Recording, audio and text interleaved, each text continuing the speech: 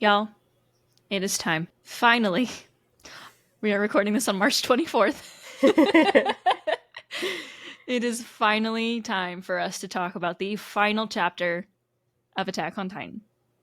Even though we haven't covered this show for the entire 10 years that it's been running, it still feels weird to be talking about the end and what an end this is. So I'll let y'all introduce yourselves. Yeah, kind of like I said before, this show, like I jumped into this show really late in the game, so it feels weird for it to be over because I think it's the first show that I've seen come to a full end.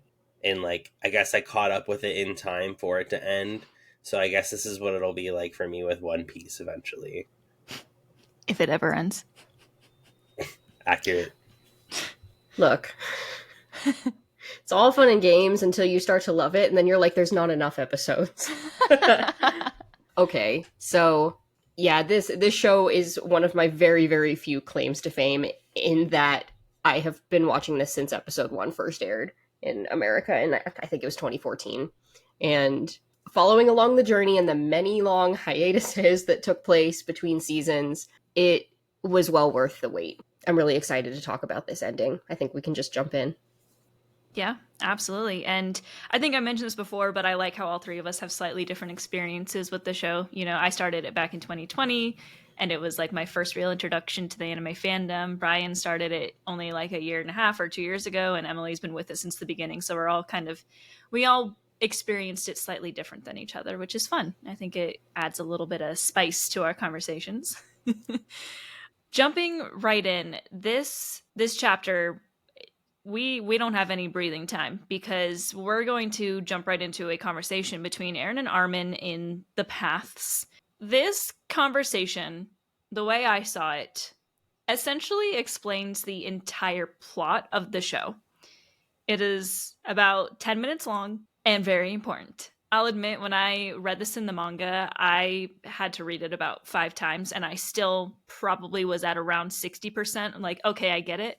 Now that I've watched it multiple times as well, I think I'm at about 80%. So we're doing good. But how about y'all? Yeah, I mean, the beauty of this show is that every time that I watch any part of it, whether it's like from beginning to end again, or even just like a very small contained chunk of the episode, like what we watched today, I learn and find new things every single time. So even when I think that I'm at like that 90 to I don't know if I'll ever be at 100%. But when I start to get close, I watch it again and I get humbled again. I think it's just so well written and so multifaceted. But yeah, I think the first time I saw this conversation, it completely threw me for a loop, just like almost every other possible idea that has been introduced in Attack on Titan. Yeah, I think this portion of the plot was important because it was like there were like 8 different stories really of Attack on Titan if you think about it. And so like it really encompassed everything, but also it was like, oh yeah, that happened. And you were like, oh yeah, I forgot about that part. And so it was really just like a lot of like reminders of like, hey, this is what you watched. Don't forget. And I was like, thanks, Isayama. What's crazy too is I haven't rewatched the first episode, but I've seen people talk about it, and there really is stuff in the first episode where you can see it come to fruition in this final episode. And it's like, oh, he really knew what he was doing from the start, which is insane for a show. I feel like most stories are not like that, and there's very few that are like that. And the ones that are like that usually are some of the best ones that I can say. But let's start with the first conversation. And Aaron and Armin are kids, which I found very interesting because I think it's kind of showing us that this has been happening throughout the entirety of the story. He's been visiting them in the paths ever since the story started, or before, because they're living in like a peaceful parody at this point. So cue the mind blown meme of like, oh. It is revealed that Aaron's plan all along has been for his friends in parody to kill him and therefore save the world, making their enemies possibly trust them more due to them being the ones to save them, essentially. Aaron pushed them all away so that they would be able to kill him. Big bomb drop start off, right? Yeah, and I think this is like somewhat realistic, like common enemy make better, if you will. I think this is really interesting of Aaron to reveal, especially at this point in time, because it's like, yeah, I did all this just so, like, just for you guys. And then they were like, why did you do this for us? Like, we never wanted any of this. Like, we could have done this together. And so this was really sad to actually see on my end, just because I was like, Aaron, we didn't want you to do that. I definitely think it adds an extra layer of gravity and melancholy to the scene to animate them as children, starting here with some of the heaviest truths that Aaron has to share. Whether it's because like he's had to burden or he's had to shoulder that burden since his childhood without anybody really knowing because time doesn't really exist the same way for him. But at the same time, like he was a child at some point in time, and this is like the decision that he's had to live with, regardless of what the outcome was. I do think it's interesting that they show the passage of time over the course of this conversation in like the growth of these two, but that it does start from the beginning here again. And of course, I mean, but if he also like knows everything, of course he has to know that like they didn't really want him to do that. But I think that regardless, he didn't feel that he had a choice because he would do anything to protect them. And he obviously in this story that's taken to a very very high extreme. I don't know, it's like, and then it brings us back to the question that happened earlier in the season. It's like, okay, well, I know you don't want me to do this for you, but like, do you have a better idea? Or like is there a different solution that you can somehow see where you stay safe, I stay safe, and all this ends up fine? Because I don't think that that's realistic. And maybe there was, but like we don't know the answer to that. It's not how the story went, and that's a lot for a child to have to grapple with. Well, and that's like the truth in this entire show is that so many shows get that happy ending where it's like we maybe had some plot devices here and there, plot armor, whatever you say. I'm not saying I'm against anything like that, but you know, a lot of shows do kind of stretch things to a unrealistic degree to make everyone, at least most of the people, have a happy ending. But Attack on Titan never goes that route. It shows a very realistic, like, could Aaron be smarter here and have not just been like, this is what I'm going to do, but been like, hey, you're my super smart friend. Let's come up with a different idea together. But we're going to talk a little bit more because I think he kind of explains a lot of that throughout this conversation as well as we get more into it. But it's definitely something where it's like, there really seems like there's not much of an option here. And Aaron, as a literal child, is pretty much saying, like, hey, y'all need to kill me at the end of this, which is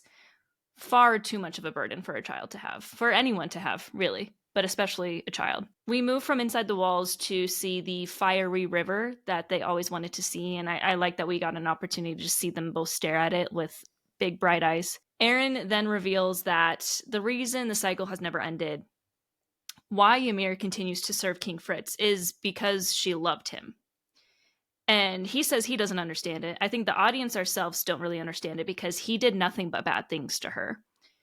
So because of that, this plot point actually had quite a lot of discourse when revealed in the manga, which was interesting. However, it seems to serve a greater purpose because Aaron then states that Ymir was truly suffering those 2,000 years.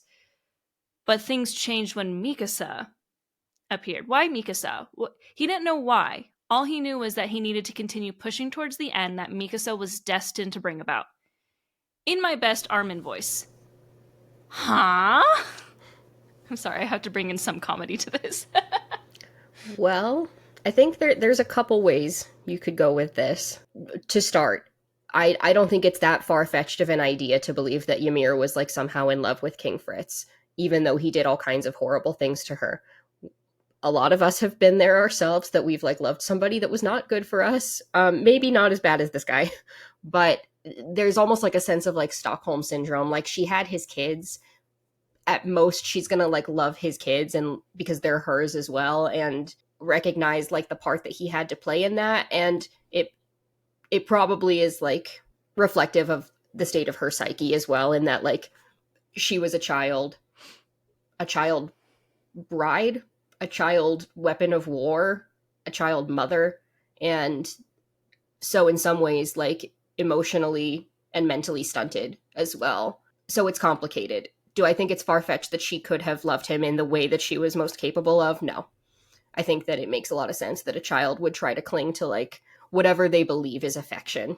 Whatever she feels that she has been taught to deserve is what she has received. And I think that that morphed idea of love caused her a lot of pain, but it is what she believed that it was.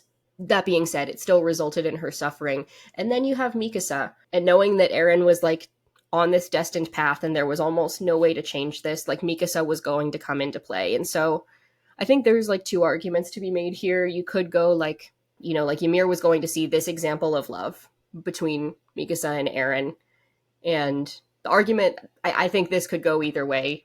Either this is like a healthy example of love for her to maybe like learn from, that it was like unconditional, at least like from Mikasa to Eren. And we learn, from Eren back to Mikasa as well. The flip side is like, this is another example of unhealthy love because it causes a lot of pain and suffering, not necessarily in the exact same way, but because of the circumstances that they were born into. So either Ymir can learn from seeing a healthy example of love and realizing that that's like not what she had, and that there's no need to like continue suffering in this void that she's created, or that this is an unhealthy example of love as a result of the void that she's created, and she needs to end it either way, regardless. So Mikasa is key, though. If Eren is the other key player, who's going to unfold this way no matter what. Yeah, building off of kind of what Emily said, I think that Mikasa here is the change in her perception, or in the change in perception of love. I think that Mikasa had feelings of like doubting if she could actually stop Eren in the rumbling. And so I think that this is really her demonstrating like her ability to find healthy love. And I think that's what caused Ymir to change, is that like Mikasa was like, no, this isn't right what you're doing, and I'm gonna stop you, even if you think that this is right for like us to be saved from your actions. And so I think that it really taught Ymir at that point, like, about how people treat each other is going to be what comes out of yourself, essentially.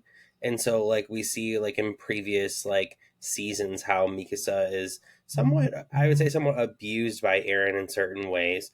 And so that's kind of how she sees herself. But in these final moments when she realizes the stake of humanity, like she's able to look outside herself, which I think is what's most important, is that like when you're able to step outside your own persona and being able to kind of review what's happening, I think that's what's really most important for someone in those situations. So I think this is really where she kind of shines in that moment. Yeah, I think it's interesting. I think a lot of the discourse revolving this plot point when it first came out was mostly just because people were upset that it was like, oh, Ymir loves King Fritz. Like, why? But I think, and this is something that I see on the internet all the time. I've actually was just engaged in a bit of a situation on Twitter this weekend. I don't think people fully understand when it comes to human emotions and human feelings and that desire for love and romance. It's a very nuanced thing. That's a very gray area type thing. And a lot of people don't understand what it is, how to express what it is, like, or even they don't understand that maybe this person shouldn't be someone that gets their love because of how they treat them. And that's why, like, there's situations today where, things happen. And I just think that it made sense that she was in love with him to a degree, because I think she was just a very traumatized young girl that clinged to the thing that showed her at least a little bit of mercy, even though his mercy on her was not real mercy. And then adding to that, I think my perspective of it is that she does see a lot of herself in Mikasa. Not that Eren like necessarily is abusive towards Mikasa, but Mikasa like literally just is very attached to him this entire show. She wants to protect him no matter what, even if he's kind of mean to her. And so I think that Ymir is following her around because she sees herself in her, but also, and we'll talk about this a little bit later on, but I think that it's very possible that she sees herself in her, and then Mikasa is able to break that herself, though, because she is able to be that one that ends Eren at the end and break herself from that Ymir could never do. Just my thoughts on that. But moving on, we get kind of revealed what happened to Eren when he kissed Historia's hand in season 3, which, of course, had the big face and everyone was confused what he saw. And he saw his future. That was the first time he truly saw him doing the rumbling. He saw himself wiping out humanity. And kind of like you touched on a little bit earlier, Emily, this is when he mentions that the effects of being the founder has started to get to him, and he can't tell what is the past, the present, the future. He's been living in this this world where time doesn't really exist for him because he's the founder. But one thing he did know for sure, he had to let Bertold live that day, and he sent the Titan after his mom. Yet another big plot twist here. But we're not done, but we gotta talk about this one real quick. Yeah, I think it's really important that when you look at Attack on Titan, you can't think of time as a linear progression that we're so used to seeing in the real world. But this is a quote from Doctor Who, and might not make sense, but we'll go for it. But they consider time a big ball of wibbly wobbly, timey wimey stuff. So if you think of it as a conglomerate of issues, that's kind of what Eren's living in. It's just a big ball of time, and he's doing his best. Now, for that being said, he's constantly experiencing the future, the past, and the present at the same time. So nothing really matters at that point if you see everything, because once you see everything, there's no way around kind of what you see in the future. So I think that's what's interesting about this, is that Eren really is an end all be all in certain viewpoints for this show. And so him being able to see every little piece that needed to happen, it's unfortunate, but it's the only way things could have turned out to a certain extent. I think that this was one of the biggest bombs for me when I was reading. I could not keep waiting for all the extensions of what the last season ended up being. And so I did, after, I think, the beginning of the final season, start reading the manga. And I remember reading this, and I mean, this is really where the story starts. When it goes up to here, the first moment, of course, is when we see the colossal titan peering over the wall, but the next thing is this extremely traumatic moment with Eren's mom, and then immediately after that comes his declaration, right, where he's and of course we've now learned that this is a multi-layered statement that he makes as a kid, but he says something to the effect of, "I'm going to kill all of them, every last one."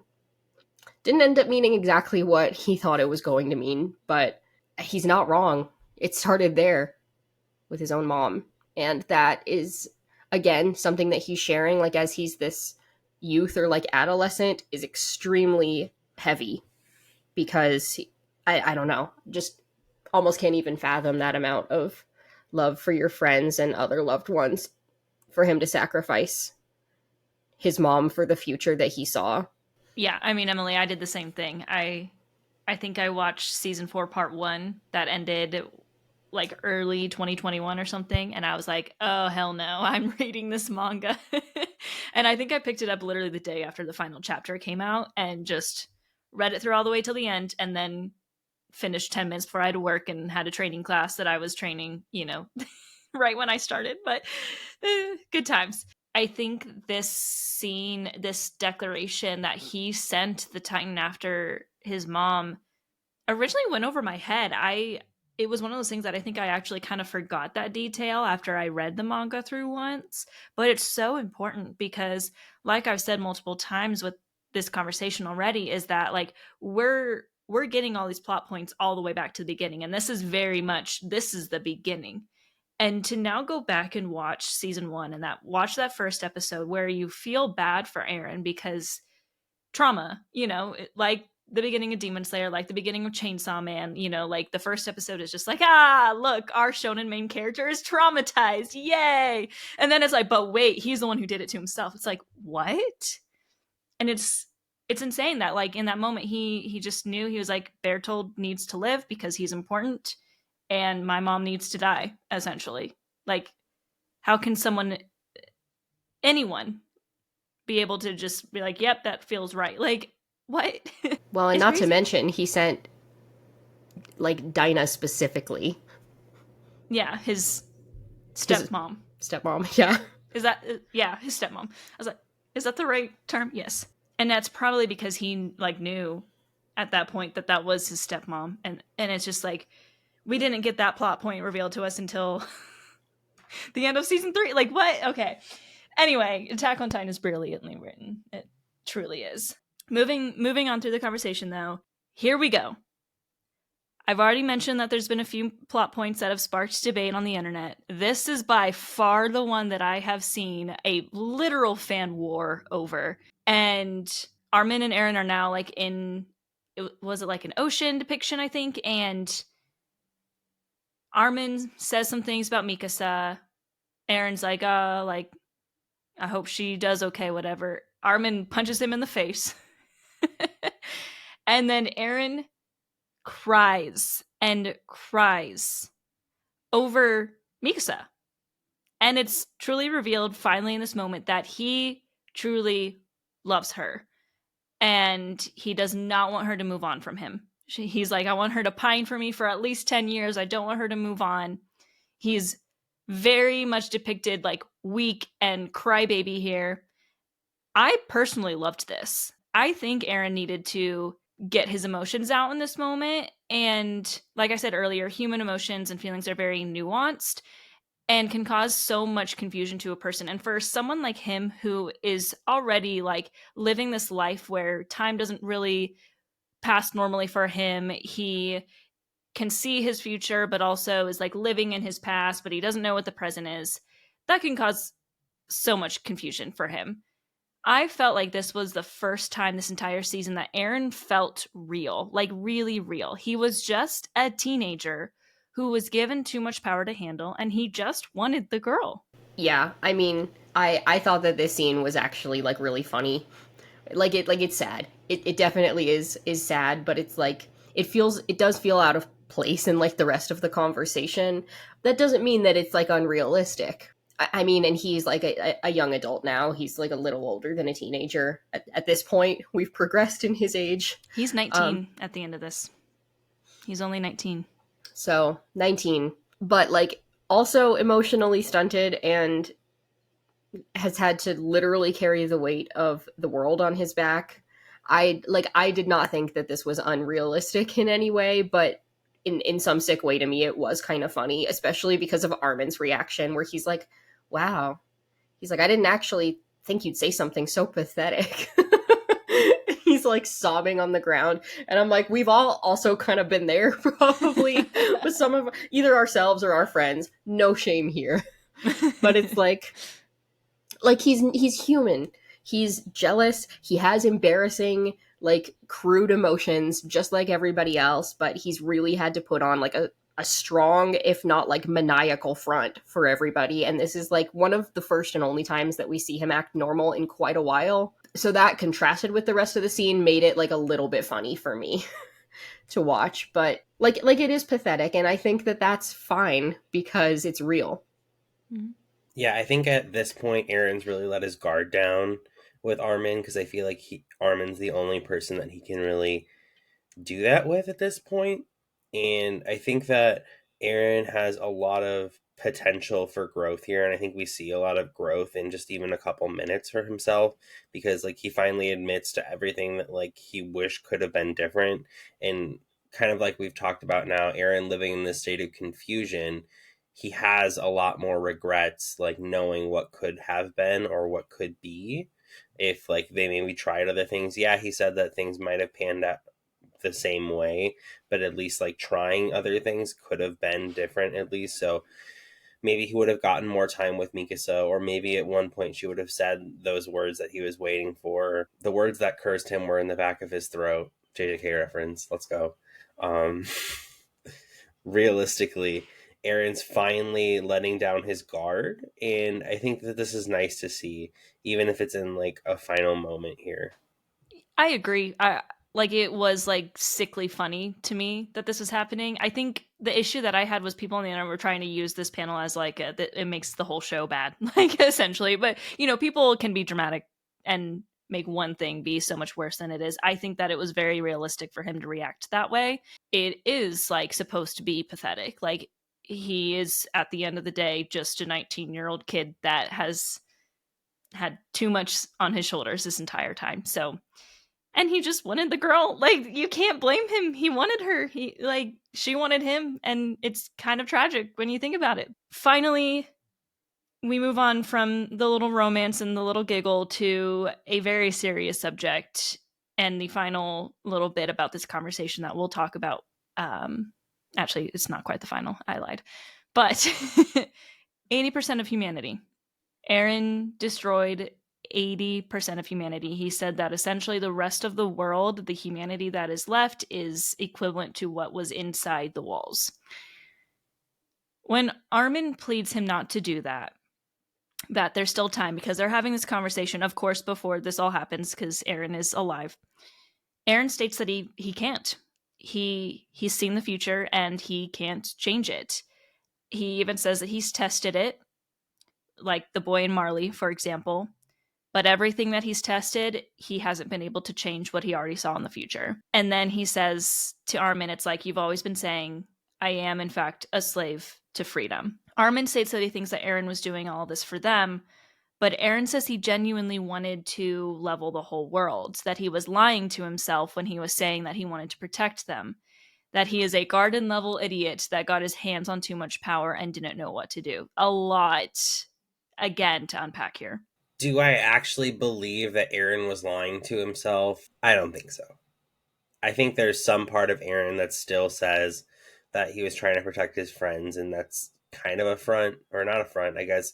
I think that Aaron really did love his friends that much to try and go for it. So I think that may not be super truthful of Aaron, just because I know how much that he really actually cared for everybody. And so I think that to a certain extent, that might be a little bit of a lie on Aaron's part. But to being a slave to freedom, yeah, I think that's a really interesting dynamic that it creates, just because there's this like dichotomy that we've kind of already touched on before, but like bringing it back up of like, well, if you can see the future and you know how everything ends, like there's got to be a different way. But you've already seen all of these futures and you say there's no different way, but like, is that really true? Again, we have the like consequence of time in play, so it's really hard to pinpoint like what could be or what can't be, just because of like butterfly effect. So it's really interesting to watch Aaron kind of break down and talk about the amount of power he had and really open his mindset. I think if this had happened a lot earlier, the story probably would have been very different. So I think that this is really kind of interesting to see in his final moments as he like talks about everything he's been through. I think I partially agree with that. I think that to an extent there's like a little bit of both going on. Like, of course Aaron loves his friends and he wants to protect them, but awakening this power and then having to deal with all of the consequences that come with that, and he's like, my mind is a mess, I don't know what's what anymore, I don't know when is what anymore.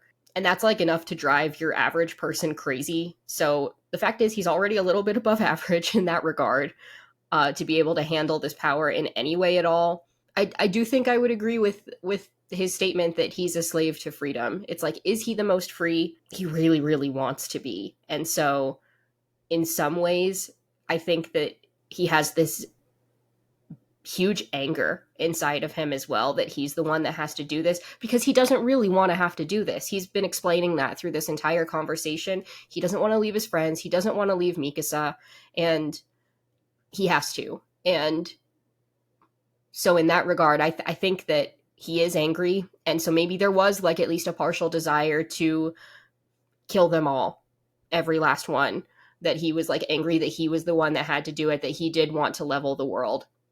Do I think that that was all of it? No. But it is interesting to think, like, could he have been a garden level idiot that got his hands on too much power?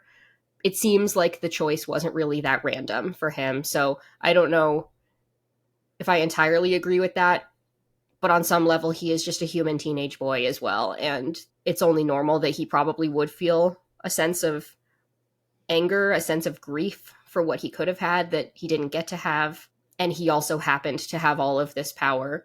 So even though he knew what to do, it's got to still be really hard to make that choice when you're grappling with what you want. Yeah, I think something that we've known this entire time is he's a very angry kid. Like he was very angry at the world. That's why he was screaming that I'm going to kill them all. I think that was in episode 2 or something, and I think it's not far-fetched for him to say that yes, he did genuinely want to level the whole world, because I think that there's a level of bitterness that he probably feels that he's in the position that he's in, you know?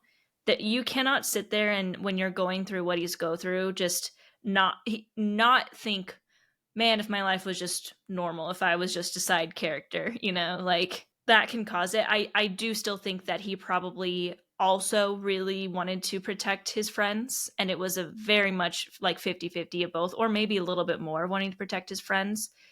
I think, again, I keep saying it, he's a very confused person because of the life that he's lived. And I think that he just is still confused till the end. And I definitely think his statement of saying he's a slave to freedom is exactly what it is. He, in my opinion, is a very tragic character in that he sought freedom the entire time but never actually got to see it because instead he was a slave to it. And Aaron is one of the most tragic characters I've ever seen in media because everything that he wanted, he could never get because of the position that he was in. We close up this extremely heavy conversation with Armin and Aaron hugging and, Armin telling him that I'll see you in hell. Aaron's like, I'll be waiting for you. We'll be together forever. And as he agrees to Aaron's plan, Aaron states he's going to erase these memories. And when Armin gets them back, it'll mean that he is dead. And then suddenly we see Armin back on the boat with Annie prior to their battle. Wow. Final thoughts on this whole thing. Did I miss anything important? Please tell me now. I think you've covered a lot of it really well, but what a way to wrap this up. And I think the only way that he could have gone about this, because he knew that, like, if he left them with their memories, there was no way that they were going to kill him. And the truth is, it already was kind of a gamble, even without them having the memories, because of how cherished their friendship was. He really, really left them with absolutely no other option. So I thought that this was a really bittersweet but clever way to wrap it up. I think that this is definitely something that is like the ultimate piece of writing for Isayama, is like this dramatic irony for the audience, knowing that like they had this like meaningful and like deep felt conversation that went out the window immediately, and Aaron placed him back in a point that was like, all that stuff we just talked about doesn't matter anymore because you don't even remember it. So I think that that's really interesting on Isayama's part to like play that like dynamic up of like, when they return to that, like, will Armin know that they had this conversation technically before he like helped Mikasa kill him, so that way like he wouldn't have known? And what does that mean for Armin when he refines that out when he dies? Those are questions that remain unanswered. Yeah, I agree. It's like I said at the beginning, this whole conversation explained so much of the plot from episode 1 that it was really well done, really well written, and still to this day I have to watch it a few times before I'm like, okay, I think I follow each one of these. Okay, that was a reveal. Okay. But let's take a deep breath because we aren't done. That was only the first like 15 minutes of the episode, let's be real. We jump to the aftermath of everything, and after a absolutely heart-wrenching cry from Armin when Mikasa arrives with Aaron's head, which, being the voice actor connoisseur myself, I have to shout out Armin's voice actor in that moment because that ripped me to shreds. My heart absolutely shattered the moment I heard those screams. When she arrives, it is revealed that with his death, Titans have been wiped clean from the earth.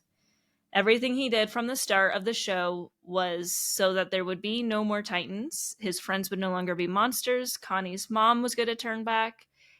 And there would be no more danger of just getting eaten by the pure Titans. Holy frick. Yeah, I think this takes a lot of the stakes out of the game. And I think that this is like the entire time we've been wanting to get rid of Titans, whether it be like the Titans outside the walls or the Titans that have the Titan shifters, just because of the way that they've been treated either in Marley or in Paradis. So I think it's really interesting that like we see kind of all of these aspects of Titans, like they become like the monster of the show, if you will. And now that they're gone, like, do people believe that? I think is the question. And so we've seen a lot of kind of growth in these like final moments of the show, and like a lot of the stakes are finally settling down, which I think is a nice way to finally end it. Like there's nothing that isn't closed here. Like I think that there's a lot of like wrapped up nicely with a bow pieces, and I think this is one of them, is that like the Titans are gone. I feel like it would have been really easy just to let Titans go on. It's just a fact of humanity and like a humanity consequence at that point. I think that it's nice that like the founder being dead finally means there are no more Titans. Yeah, I mean, I don't know that I think that Aaron would have risked everything or been willing to like go along with this future that he saw set out for himself if this hadn't been the end game, to be honest. Because even if he had, let's say, been temporarily able to save his friends, even for like the duration of their lifetime, it's like, okay, well, if they go on to have children and their children have children, this is going to be the constant battle for like the rest of time. So what is something that he would be willing to sacrifice everything for? And I think the only answer is this outcome. No more Titans, but you can continue to prosper and ideally live in a world that knows peace and get to see these things that we've talked about and get to be the future harbingers of change. I think he wouldn't have done all that if he knew that it wasn't going to happen, that they weren't going to have a future without Titans. I think that might have been truly his main goal, was truly to wipe out all of the Titans, but just in a different way than season 1 Aaron wanted to do. Why did my brain... I'm sorry. I'm so immature, but you were like his main goal, and immediately my mind jumped to that old Vine riffraff post that was like, my main goal is to blow up and then act like I don't know nobody. That's like literally what he did. Literally, that's what happened. That's the show. And that's it. Who am I? Oh my god. Well, I was about to talk about something really emotional. Thanks, Emily. Gotta laugh through the pain. Yeah, we're gonna laugh through the pain because I was gonna group everyone into this little question here, but this moment always gets to me, so it deserves its own moment. And it's Levi. You know what I mean. Levi sees all of his comrades that he's lost, which is literally all of them. He's the only like adult alive now. I know like the younger squad, they're all adults now, but they're like, he was in charge of them. They weren't like his comrades. It was different. He sees them one last time through, you know, like the fog of everything ending. He salutes. He sheds a tear, which we've never seen him do. The music, seeing Hanji, this is where I lose it completely. I remember when I read this panel in the manga, I thought he died. I straight up thought he was dead. Yeah, me too. And a lot of people were like, is he dying? And I was like, he best not be dying. That is my man. Don't you dare do that to me, Isayama. You've already taken away so many good ones. Rip Sasha. But I think that this was a really amazing moment. When you talk about like people letting their guard down, I think this happens at a really like prime moment when he's alone. And I think that it's really amazing that he's able to finally like show some emotion, because it's been like Levi, humanity's strongest soldier, the Levi versus Kenny, Levi versus Beast Titan. Like, it's all been about what he can do, and it's not like about like what his faults are. And I think that this is nice that we get to kind of finally see that he's not perfect in the way that we would all like to think he is. I mean, I think if anything, this moment absolutely cements the humanity strongest soldier thing, right? Because out of everybody that is still there, he has, like, without argument, been through the most, I think. Physically, certainly. Mentally, I would argue he's up there. Like, the only other person I would argue is even on par with some of what Levi's had to go through was probably Aaron, and Aaron's not there anymore. And Levi also is just older, has had to, like, live through all the different stages of this story, even if we are going to include like some of his OVA episodes, like from his childhood, like the impact that this world has had, and then like learning the truth without Erwin there by his side, and now seeing like literally the ghosts of his past in this moment. I don't think that I ever thought that he was dying in this moment, because as and you know, as much as I prefer that he's alive because I love him, I almost wonder if him dying though in this moment would have been like gentler, or if it would have been gentler if he'd even died like sooner in the story, because he has made it, but at the cost of everything that he's seeing now. And so yes, maybe he'll live till he's old, but he's physically mangled at this point as a result of all of his life's battles, mentally mangled. He's lost everybody, and sure, he's humanity's strongest soldier, but he's like essentially all alone in his age group. And that kind of sucks. It's like, was Isayama gentle with him? Or did Levi get like the worst of the lot out of everybody? And I kind of lean towards the latter. I agree. We've talked a lot about how tragic Aaron is, and I would say that most of the characters are very tragic. You know, they all are going through some kind of pain and loss, but Levi's is... I agree. I would say that I think if Isayama had decided to kill him off, that would have been a gentler end for him than to have him survive yet again and continue on his life knowing that he's lost everyone that he truly held dear to him throughout the entire thing. And it's completely heartbreaking. I think I would have cried less if he had died in that moment, if I'm being completely honest. If he had gotten to, you know, have that ending like Hanji did, where he was welcomed by them, and that it wasn't just them saluting him and saying goodbye, it was him being able to live on with them, I think it would have been less hard, truly. It's, yeah. I'm going to stop there. By the way, if you haven't lost it yet, John and Connie also see Sasha through this mist. So I was literally sobbing as I wrote this question. Falco and Gabby are sweetly reunited as Falco screaming her name, and then we see as Falco like gets to her and they start hugging. If you pay attention, you can see Connie in the background completely breaking down after they just saw Sasha. At this point, I swear Isayama's just like every single thing that he wrote and draw was like, cry here, cry there. We can't even have our village idiots, man.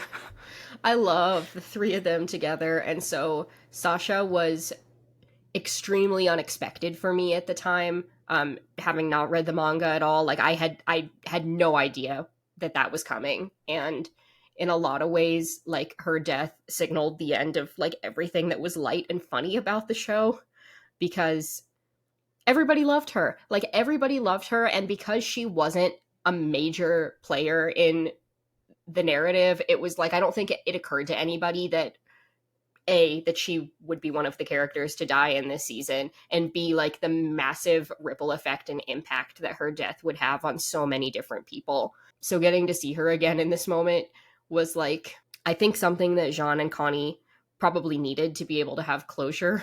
And so did everybody who's seeing the ghosts of their past in this final moment, but it doesn't make it hurt any less. It just sucks. It's like, we can't have anything nice. We can't have anything nice. Falco and Gabby getting reunited is cute, and of course we know that I'm sorry, I'm a Gabby hater, I don't care. I know that Gabby is a foil for Aaron, so in this moment it's like we get to see kind of a different iteration of like if Aaron and Mikasa had gotten to reunite, and that's kind of sweet for Falco. Gabby can get wrecked. Oh my god. Listen, I'm a Falco Hey. lover, but wow. I know I'm talking to two Gabby haters here. It's okay. I know I'm outnumbered in this one. It's fine. Well, but wait a minute, because if we're gonna like cry our eyes out at this Sasha thing that's literally seconds before, let's recall whose fault that is. And I don't feel bad. That's, I think, the point of why he did it that way is we literally are seeing Gabby have her happy ending while Connie breaks down in the background over that. Yeah. Yep. It's mean. It's very mean. It's very mean. Yeah, he's on my list. Gege is still first, but... And then Isayama and then Gotoge. That works for now. For now. You know, honestly, I can't put Chainsaw Man's author on the list. Like, none of the characters that I cared about are gone, so there's one person we don't hate, you know? Love that. But yeah, Sasha was honestly one of my favorite characters. You guys know I'm all about like being lighthearted and fun. And so this is definitely a very sad moment for me. I think I didn't really cry a lot in the final episode, and this didn't make me cry, but it definitely hurt my soul a lot watching like Connie like break down over missing Sasha and missing the people who made things brighter for you. It's definitely a lot of like sad times there. And so watching like Falco and Gabi, like Emily said, I'm a Gabi hater and I don't care. So I think that it's nice for Falco as well. Like Falco is happy. I do agree with Hannah's statement that he's the only one who didn't do anything wrong. It's true. He didn't do anything wrong. He is literally the only character in the show who I can think of off the top of my head. I'm like, you literally never did anything wrong. I'm fully on your side. Falco and justice for Marco. Aw, Half the man he used to be. Not the half jokes. No. Sorry. Well, yeah. I love Falco. I'm not a Gabby hater. I wouldn't call myself a Gabby lover either. I'm somewhere in the middle. Like, I can understand her story, but I also feel like it's very mean for Isayama to write this scene this way. He knew what he was doing. 100%. Just really quick, we also see Reiner reunited with his mother. She says that, like, or he's like, I'm not the armor titan anymore. And she's like, thank goodness. And I was like, oh. Annie's reunited with her father. Mikasa and Armin determine Aaron's final resting place. We have a very mixed bag of emotions here. We have the perfect depiction of the end of a war. Like, many people have lost so much, and many people have, they're literally saying their last goodbyes to pretty much everything they've ever loved, while others are being reunited with their loved ones. I am a complete mess. I think this is a really important moment, seeing the Titan shifters finally get some peace. And I think it's important that like all of our like people from the walls get peace. But I also think that it's nice that the people who were like the Marlians in Paradis get some peace as well. Because I think it's really easy to forget that how like crappily they were treated as well. They grew up as like the symbol for like Jewish people in the Holocaust, wearing armbands, being persecuted, and things like that. And so, like, they grew up in a very, like, tough environment, and now they finally, like, get their resting place in the sense that they are finally reunited with their family. They finally get to live, hopefully, somewhat of a normal life and fight for peace in a way that's helpful and, justful. So I think it's a really nice kind of portion for these Titan shifters. Yeah, I think I would argue that the Eldians didn't really get to see a lot of the fruits of their labor in this moment. I would say like most of them are worse off from the war than they were before, save for the fact that obviously like Titans don't exist. So the people that were, from Paradis can continue to live, but they have to rebuild from almost zero, and all of them have lost something, and that loss has been pervasive because we had to get to this point through all of these seasons, and it's kind of been nothing but loss after loss. In my opinion, I think that the Marlians fared a little bit better in at least getting to reunite with most of their loved ones and having more ground to start with. from the beginning of the end of this sequence, whereas the Eldians have to wait to reap the fruits of those labor in the future. And that still starts with an argument now, because there's a lot of people. Well, there's not a lot of people left anymore, but of the people that are left, like the next big question, of course, is going to be like, well, Eren was one of yours. And that would defeat the point of everything that's just happened, save for the fact that like Titans are no longer part of the equation.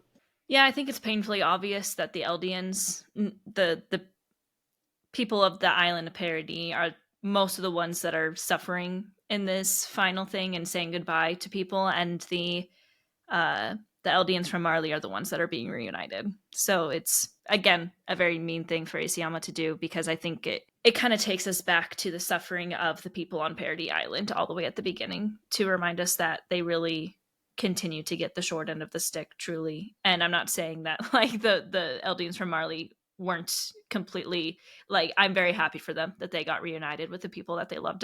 They, in my opinion, were fleshed out well enough that I was very satisfied with them getting a bit of a like happy ending. But it still is tough to see that the mixed bag is kind of the people of the island still getting the pain, you know, the goodbyes, while everyone else is getting the reunions. So it's really tough. Now we see the direct aftermath, because it just ended, and the Marlians are the soldiers, the Marlian soldiers that are not Eldian are there. They're still nervous. They're pointing their guns at them like idiots. They ask them to prove that they can't turn anymore, and they say a couple things to them, like, no, I need you to prove right now. Oh, a blood test. No, I need you to prove right now. Like, oh my God. Armin is like, you know what? I'm gonna do this. And this was a great parallel to the episode in season 1 where he did this exact same thing to try and prove Eren's innocence. He drops all of his weapons, he drops like his ODM gear, and he like puts his hand up and he states like, if we could turn, why would we not do that now with you pointing your guns at us? So why wouldn't we do that now in the face of danger? And then he states that he is the one who killed Eren, which is interesting because we know as viewers that he's not the one who actually did the final blow. What do we think of the Marlians still acting like this, and Armin's declaration saying that he's the one who killed him? Well, to address the first part of the question, as far as like the Marlians continuing to act the way that they are, am I surprised? Like, absolutely not. Because the Titans were just like a scapegoat for an argument that was already there, a scapegoat for allowing prejudice, which unfortunately is just human nature. And I think that's part of the argument that Isayama's trying to make with this story. We'll get to that in a little bit, but people are always going to find things to fight about and to like categorize things that they don't understand as other. And again, admittedly, like, we're coming right off of the moment where Eren has just leveled 80% of humanity. And so I do think that within reason, they have a right to be cautious, because for all they know, for people who have never held Titan power or even been that close to it, I don't think that they would know the difference of like, okay, it seems like the dust is starting to settle, but this could literally just get kicked all back up. For all we know, somebody else got Eren's power. So I don't blame them for being cautious after all of the trauma that they just experienced collectively. As far as Armin's declaration, I think this was just like his genius at work again. Of course, it parallels that scene that you mentioned really nicely, Hannah, but also this gives Mikasa a couple moments to like get away, even though we know that she's the one who did it. In some regard, Armin's not fully lying here, because if the conversation that we just discussed between him and Eren, and as we know, Eren had that discussion with pretty much everybody on board the original group of cadets, he probably does feel that he had some hand and like some responsibility in things turning out the way that they did. So did he kill him directly? No. Was he part of the reason that he had to die? Maybe. So he's not fully lying, but more than that, I do think that he is trying to give cover so that, for one thing, everybody with their guns pointed will calm down and realize that he is unarmed and that he's trying to be as civil as possible with them, which we've known Armin to do, and also give Mikasa a chance to take what's left of Eren away. I agree. I think that Armin making that declaration, okay, first I'm going to backtrack and say I definitely agree that like the Marlians doing this did not surprise me. There is still that level of fear. I think that they are definitely idiots because we've been progressing quite a bit this episode with them. Like they've been shaking hands, they've been more aware that like some of the Eldians are not bad people, right? And they've been kind of fighting together almost. But I think, you know, them all turning into Titans kind of pushed that back a little bit, and now they're just very afraid. And that's not something that's just going to get fixed with one final blow, right? That's going to be something that's going to take some time to change, because this is thousands of years of prejudice that can't be broken with one action, as much as we would like for it to be. That's not how it works usually. When it comes to Armin, I think he said that for two reasons. One, to try and get these people to put their guns down and be like, I killed him. I did that to protect y'all. Like, maybe don't kill me now. But also, I think it was more than to let Mikasa get out of there. I think it was more so that he would take the brunt of what the people of Paradis Island and the Jaegerists were going to do. He knew right away Mikasa was going back to the island to bury Eren under the tree.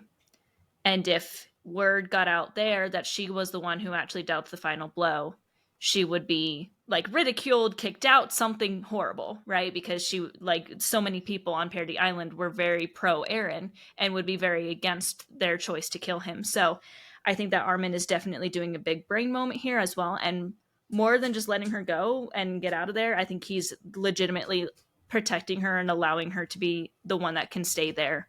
Because as we're about to see, this entire group of people, they're not going back to Paradis Island. They're going to be living in Marley, because at least the Marleyans saw that they killed them and they're like, thank you. The Jaegerists are like, why did you do that? Right? So that's the way I read him doing that. This question kind of reminds me of like when Amazon asks you to prove your package has not been delivered. Like, it's just a picture of an empty fucking doorstep. Like, prove you're not a Titan. I don't know.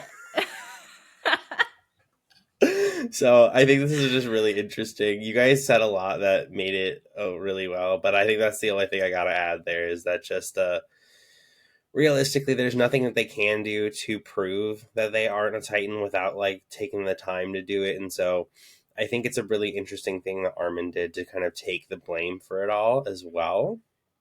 And I like that Mikasa gets kind of her reprieve in this moment. We move on to a little bit of an emotional scene. We go to Mikasa and she sees Ymir, tells her that she can rest now.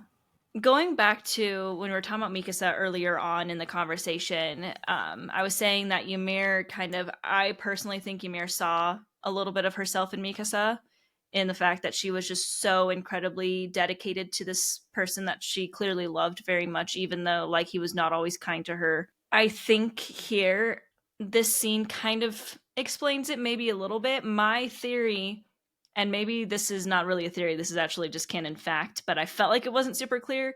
I think that essentially Mikasa killing Eren here is the reason why Ymir is like, all right, I can go to rest now, because she saw truly what she could have done in this situation.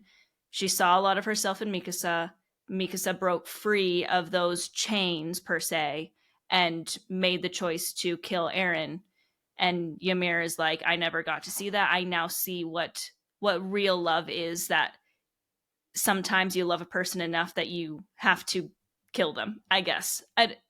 That's kind of how I read this scene. And Mikasa was just like, you've been looking into my head, because I think Ymir this whole time has just been like, you're kind of like me, you're kind of like me. And that's how I read this. Thoughts?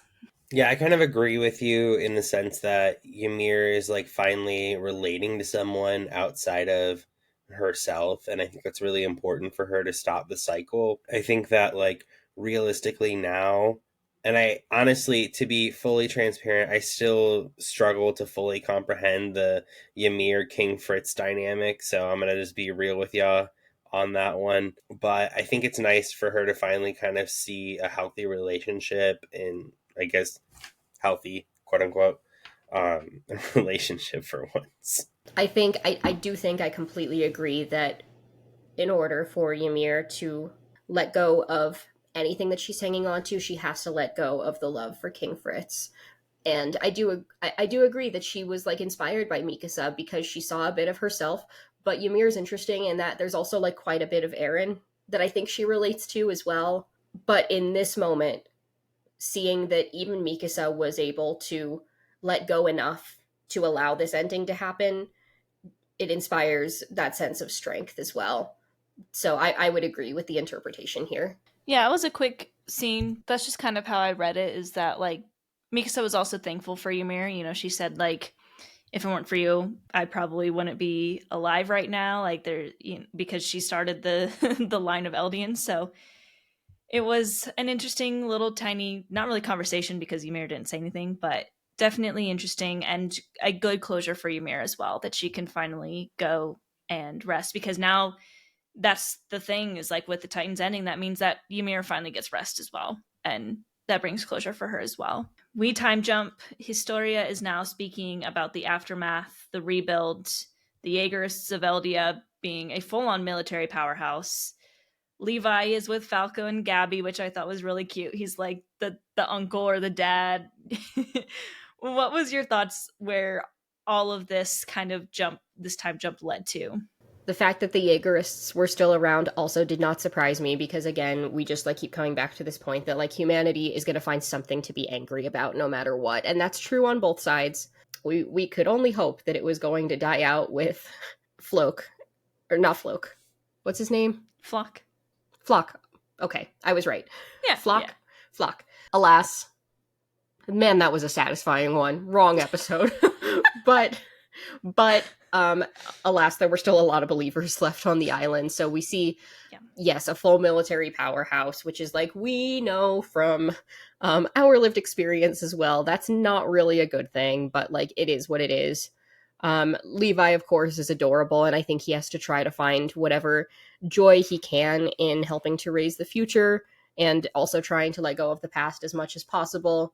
I also thought that it was interesting that this was narrated by Historia because she really, like, even though we know that she's incredibly important, she hasn't been very present in this last season.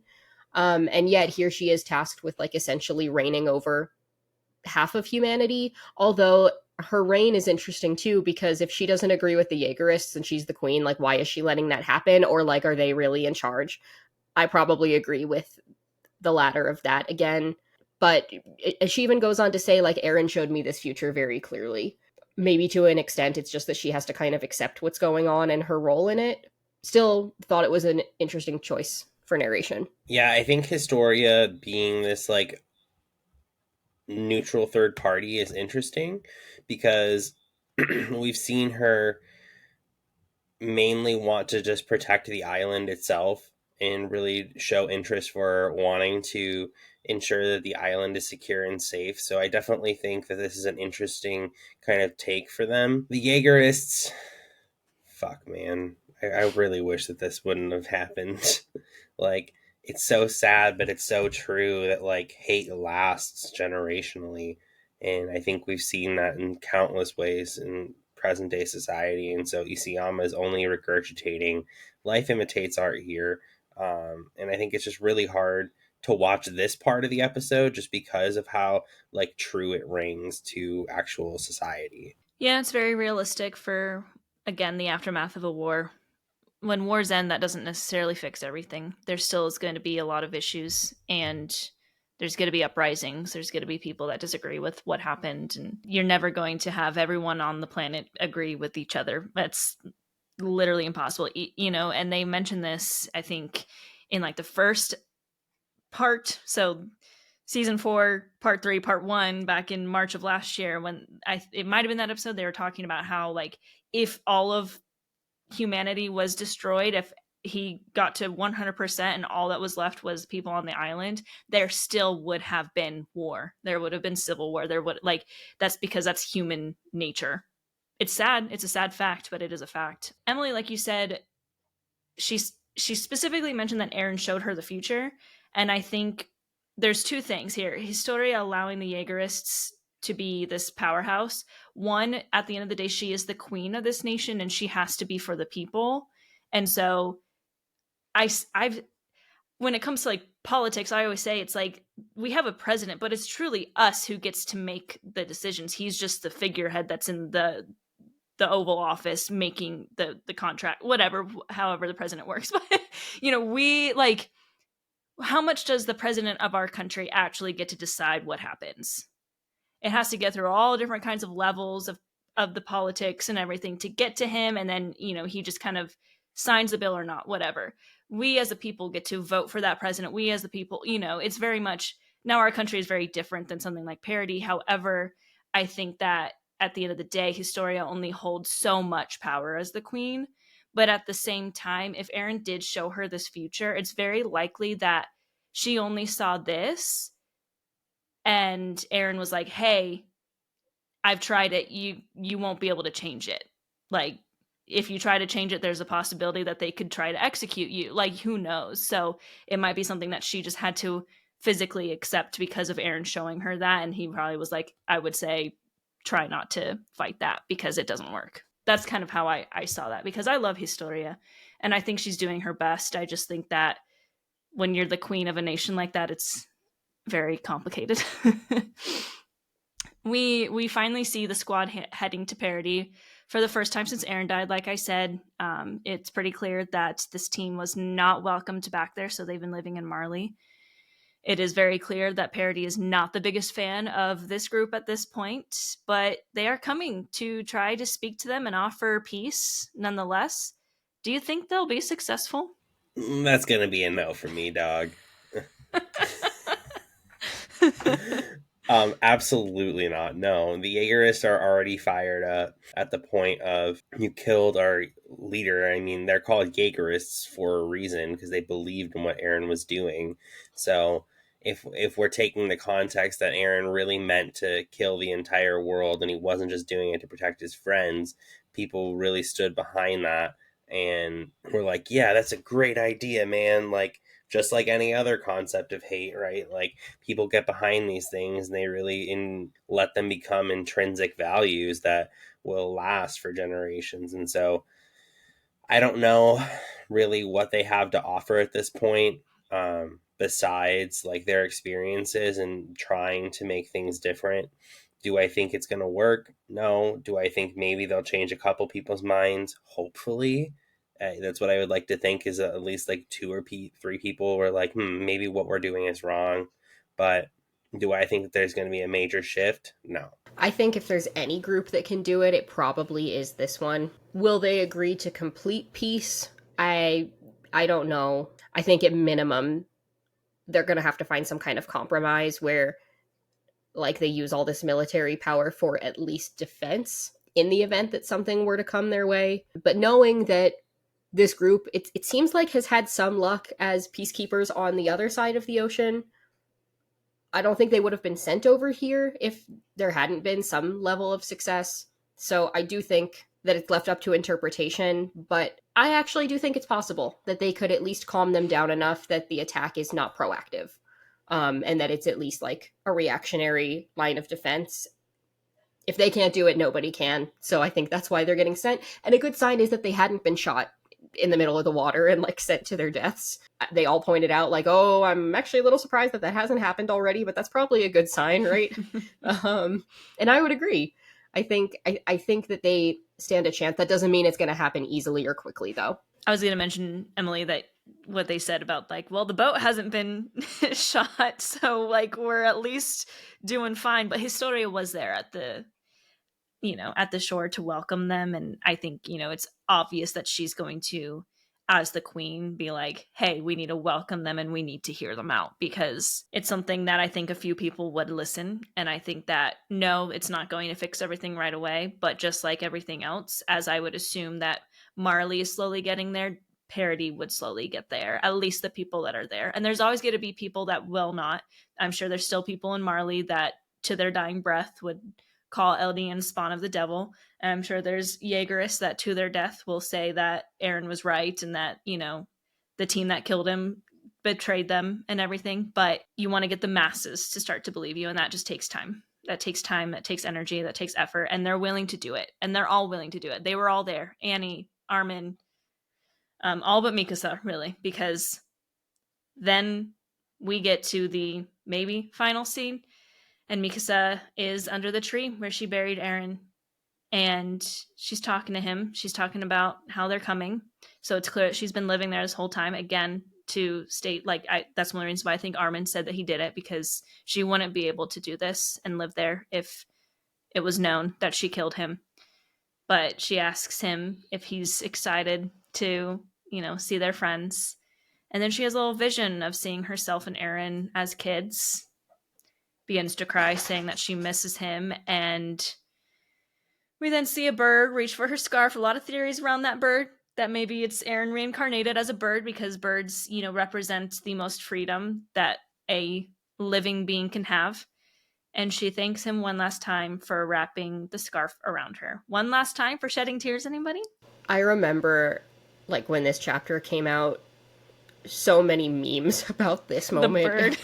The bird being like, Tatakai. There still are. There's still many, many memes. And I will look at them and laugh. Yes. But seeing it happen in this moment, it is very sweet. It's like this very traditional notion of, like, having to learn how to deal with grief, and the fact that grief is also not linear. It is cyclical. It comes in ebbs and flows and waves. And this is already 3 years, I think they say, after the end of everything happening. And you see her, like, still breaking down because it still feels like a fresh wound. And that's very relatable for anyone who's ever gone through grief. Obviously, she has a lot of other trauma associated with this, but just like, again, like a normal human girl on some level, also, like, mourning the loss of her lover and asking for a sign. A lot of humans, I think, try to deal with grief by giving meaning to things and associating that meaning with the thing, the object of their grief. So, like, whether this bird was truly a sign from Eren directly, or, like, just a beautiful coincidence, it had meaning for her. And so that, I think, made for a really lovely ending for Mikasa. And it's like, no, this grief isn't going to go anywhere, but you will grow around it.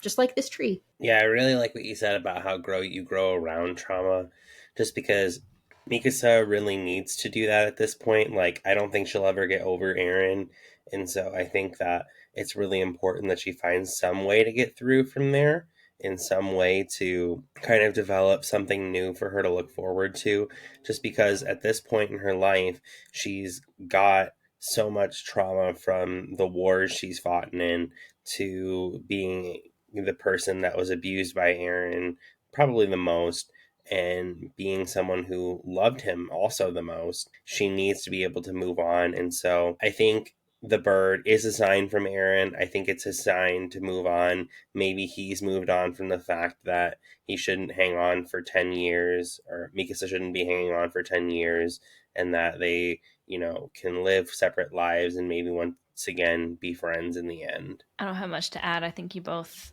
hit it so well. Was the bird Eren himself reincarnated? Who knows?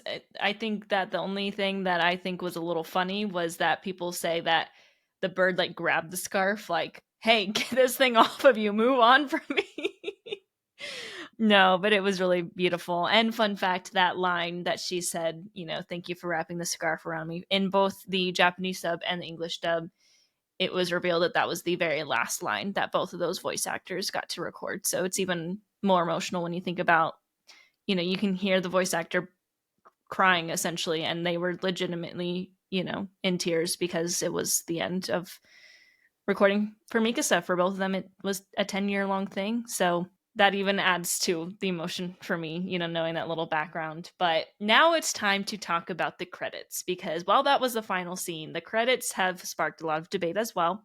We do see a time lapse of things happening. So we see, it looks like Mikasa did end up marrying someone. A lot of people say it's Sean. I probably agree with that. I think that makes the most sense. And honestly, go them. I love the idea that Mikasa was able to not necessarily move on from Eren, but at least have a happy life and get married and have children. We see Parody grow and grow and grow, and then get completely demolished in an attack many, many years after everyone was, probably dead and long gone.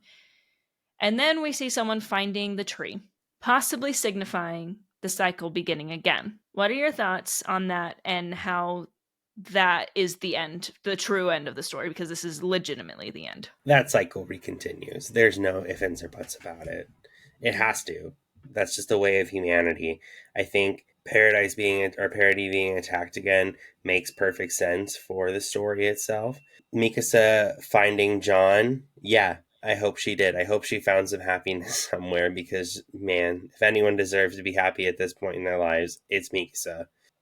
There's a lot happening at this point, right?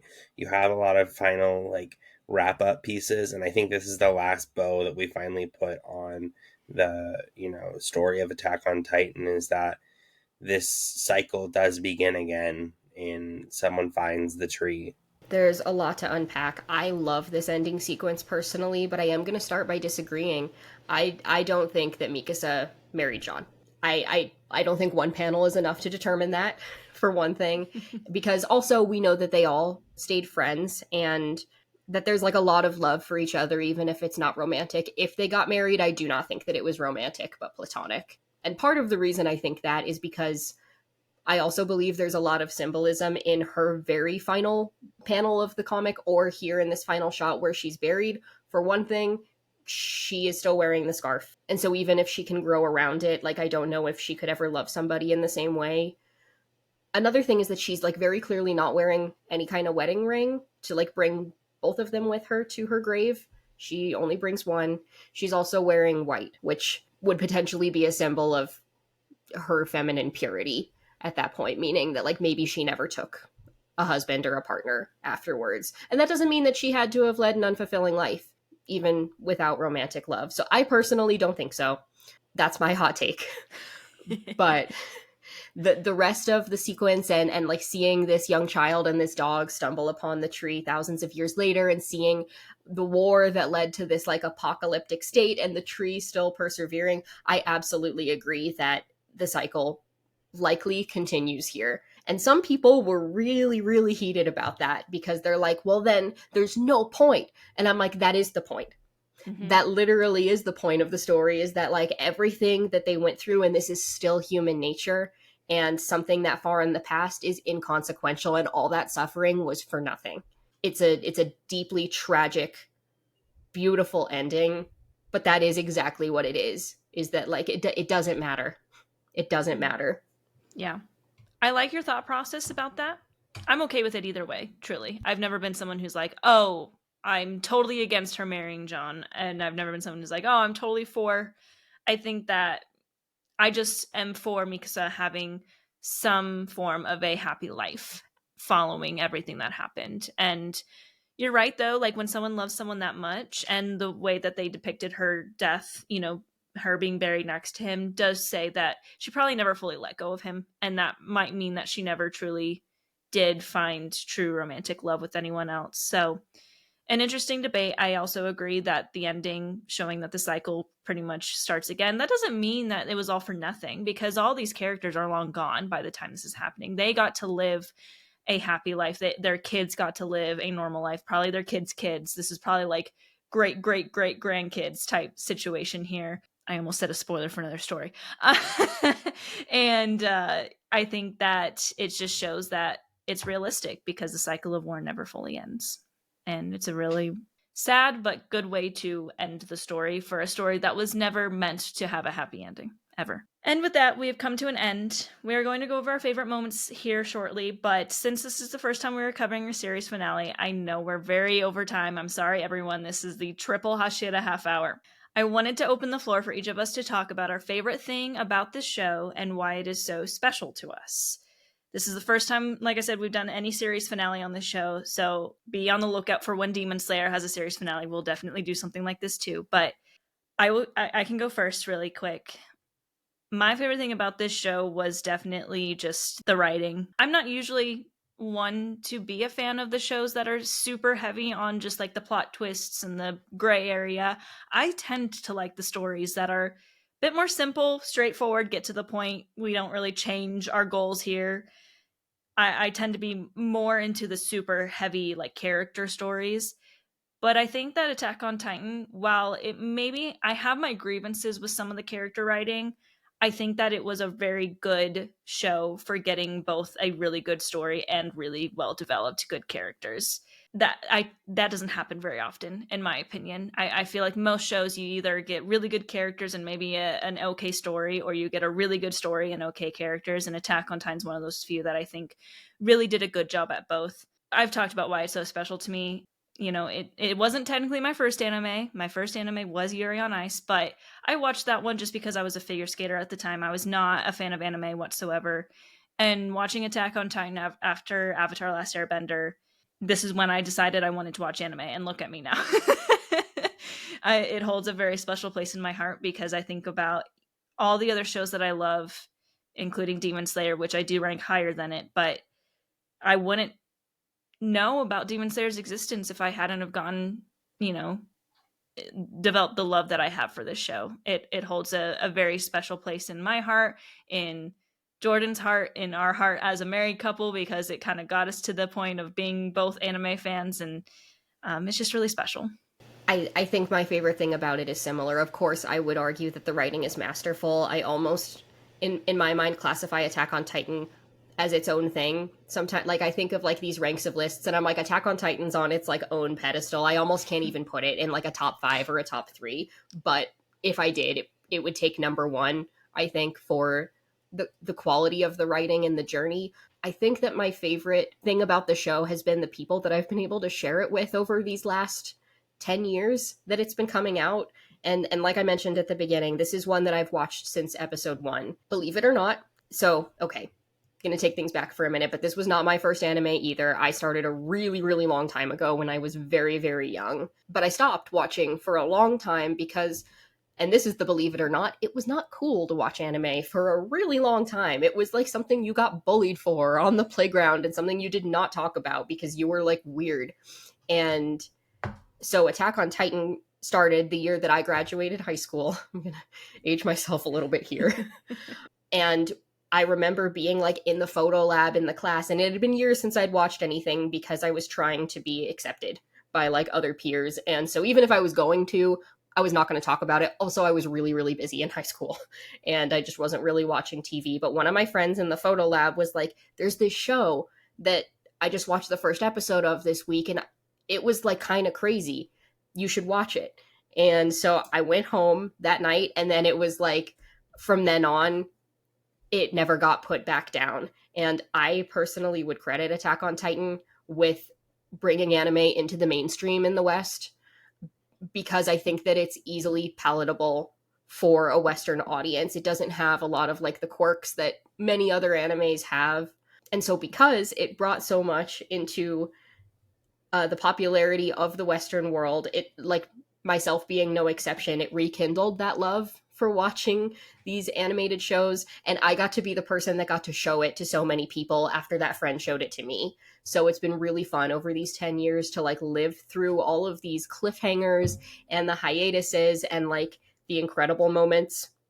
If I'm going to tie like a specific favorite moment in memory to like any, like my favorite moment in the whole show, of course it has to be like season 3 episode 17, Hero, Levi versus Beast Titan, because we had been waiting for that was, I don't know, like 6 years of waiting already. What was that, like 3 or 4 years ago that episode came out, and waiting for that build up and then seeing it happen was like one of the only times that we were all hooting and hollering and like screaming because we'd been waiting for this and like to understand a little bit about what this mysterious villain character was. Getting to do that with so many people that are like dear to me and going on this journey with them has been a privilege this entire time. So I'm very, very grateful for this show. This is such a hard question to answer for me. I want to say Attack on Titan is like an onion. It has layers. And so... Not the onion analogy. No, I think that this show is wonderful. Absolutely 10 out of 10. Would recommend. Iconic, bold, daring, never been done before. And so I think this show holds a special place in my heart just because the way it speaks to me, I guess.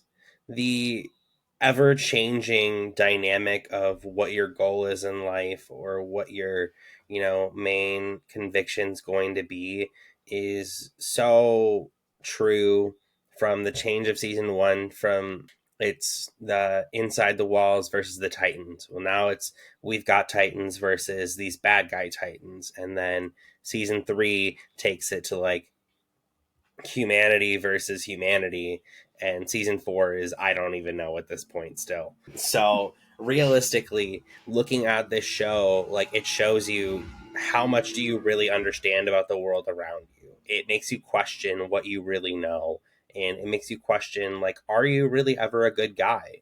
Like, and I think those are the things that are important in life, is that you look and reflect on your actions, and when you do reflect on your actions, right, you're looking to see, a generation down the line, is this decision really going to be something that impacts my peers or, my offspring or whatever it may be.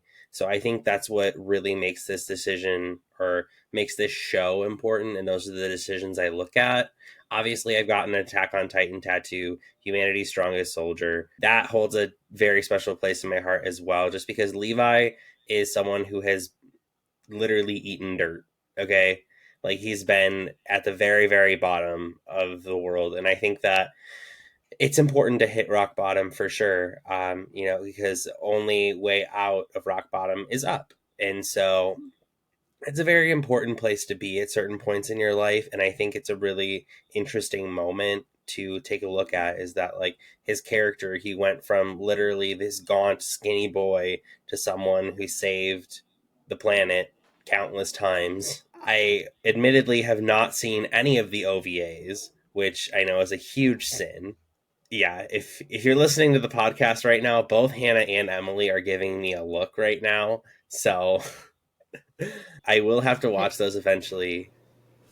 I know what you're doing after the podcast. I was going to say, should we do that on the podcast? All right, let's keep going. We're at an hour and 40 on the timer. We're going to Attack on Titan from the top. This is just going to be a 20-hour-long episode. But that's all I got. It's such a good show. And Emily, something you said, it reminded me that we've talked about how Demon Slayer brought, like, the three of us together, but correct me if I'm wrong, I think, like, the first, like, real, like, conversation we had at work where we got to know each other was about Attack on Titan. I think so, because somebody gave you a Mikasa figure. And I was like, oh. It was before that. It was like... Was it? It was before we were still working from home completely. And I think it was, like, probably not long after I finished the manga, and I had an Attack on Titan background because I was doing all those, like, anime backgrounds at that job, and yeah, and we started talking about it. Aww. Yeah, that's how, like, Emily and I became friends, and then this was, like, before Brian was our coworker even, and then Brian joined in.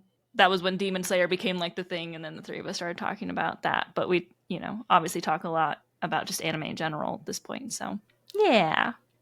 Fun times. All right. Okay. All right. I know we're like, our listeners are like, can y'all shut up at any point in time? The answer is no. The answer is no. If you're listening in, I hope you don't mind the fact that we talk. Favorite moments in this final episode. So, anything from this part or the second part or the third part of the final part. You know what I mean? Bro, there is so much. I think my favorite part is not actually part of the episode, but it's both of you guys finding, like, Armin when he's like, I didn't think you'd say something so pathetic, hilarious. I think that was my favorite.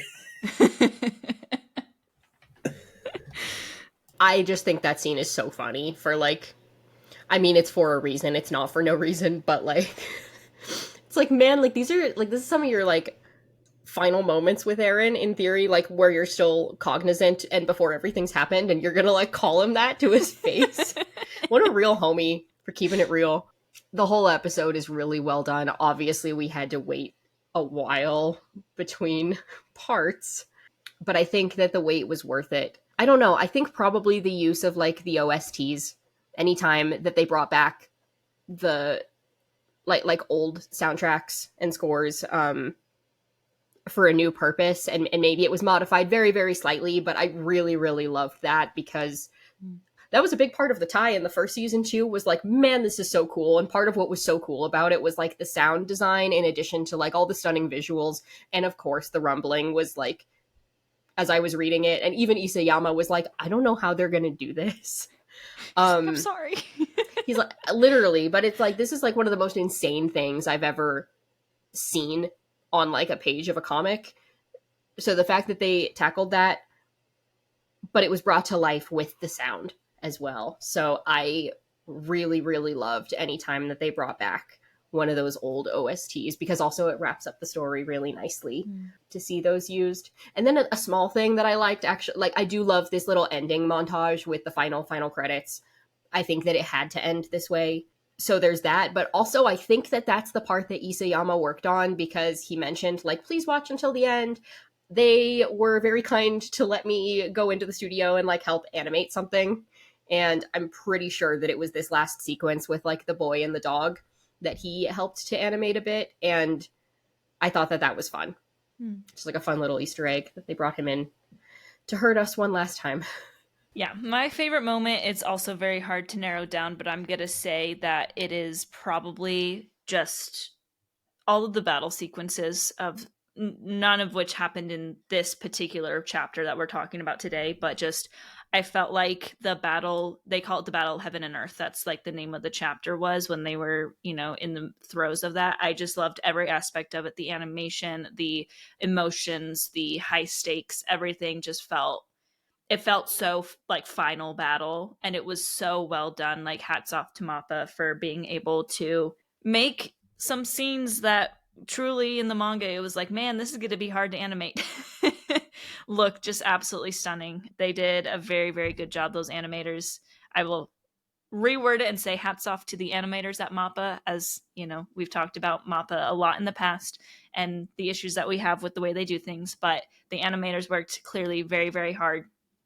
The voice actors were giving it their all every moment in this, and it was just overall really, really well done. But I'm an action girl. I love good action sequences, so if I had to call a favorite, it would be them.